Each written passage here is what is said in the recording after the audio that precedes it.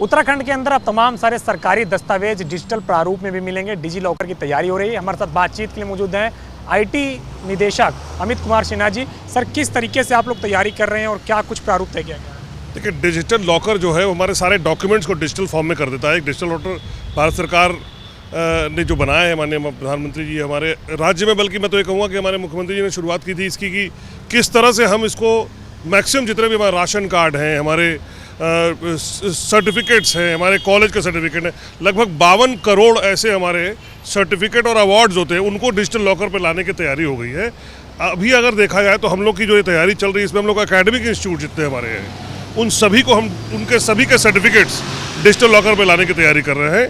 लगभग अगर मैं कहूँ तो शुरुआती दौर में ऑनबोर्डिंग का काम होता है, जिसमें कि उनके सर्टिफिकेट्स को हम नेशनल डेटा सेंटर में या क्लाउड पे डालते हैं। उसके बाद उसके उस लेयर को हम जनता, मानिए किसी व्यक्ति को कोई फिजिकल सर्टिफिकेट मिल रहा था और बाढ़ आ गई या आपदा आ गई तो उसका सर्टिफिकेट नष्ट हो गया, लेकिन उसके मोबाइल में वो परमानेंट हमेशा वो सर्टिफिकेट मौजूद रहेगा, वो वेरीफाइड सर्टिफिकेट उसके बाद मौजूद रहेगा जो कि एक्सेप्ट किया जाएगा।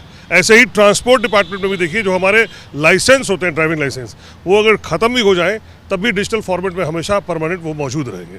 तो ये सब चल रही है। सरकार ये विचार है कि 9 विभाग के 84 दस्तावेज तकरीबन आप लोग तैयार कर रहे हैं, जो कि अब सरकारी तौर पे डिजिटल के रूप में मिलेगा। जी हाँ, बिल्कुल आपने सही कहा। हमारे राशन कार्ड हो गए, हमारे सर्टिफिकेट्स हो गए, हमारे स्कूल के सर्टिफिकेट, कॉलेज के सर्टिफिकेट, फिर हमारे जो स्वामित्व योजना में हमारे प्रॉपर्टी के सर्टिफिकेट्स हैं वो हैं। इस तरह से हमारे कई सारी सर्टिफिकेट जो हैं वो हमारे डिजिटल फॉर्म में आ जाएंगे इसके बाद, और वो जनता तक मिलेंगे। हर व्यक्ति को मैं आपके माध्यम से अपील भी करना चाहूँगा कि डिजिटल लॉकर ऐप को वो डाउनलोड करें। भारत सरकार का एक ऐप है और उस पर वो चाह के अपने इस डॉक्यूमेंट को डाउनलोड कर सकता है।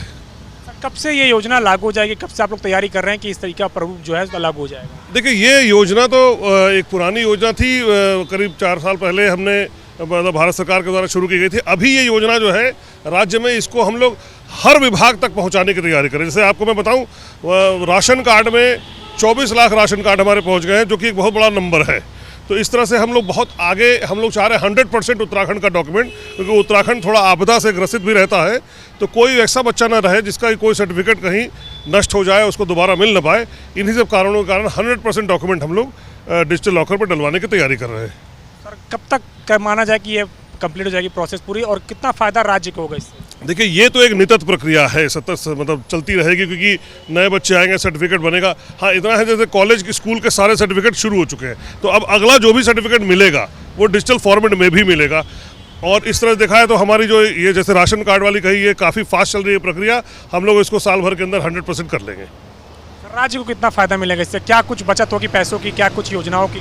देखिए, ये एक तरह से देखा जाए तो डिजिटल फॉर्मेट में आने से बहुत सारी चीज़ों की बचत होती है। कागज़ की बचत होती है, एक मानसिक स्थिति जो होती है उसकी बचत होती है कि अगर हम देखिए, इसमें ट्रांसपेरेंसी आएगी सिस्टम में। हर व्यक्ति को सर्टिफिकेट निकलवाने के लिए जो जिद्दोजहद करनी पड़ती थी, उससे बचत मिलेगी। तो बहुत बड़ी चीज़ है, सिस्टम में ट्रांसपेरेंसी आना अपने आप में बहुत बड़ी बचत है।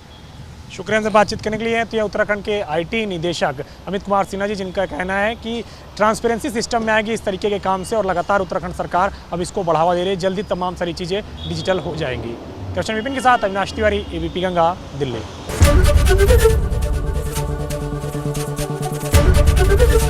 एबीपी गंगा, खबर आपकी, जुबान आपकी।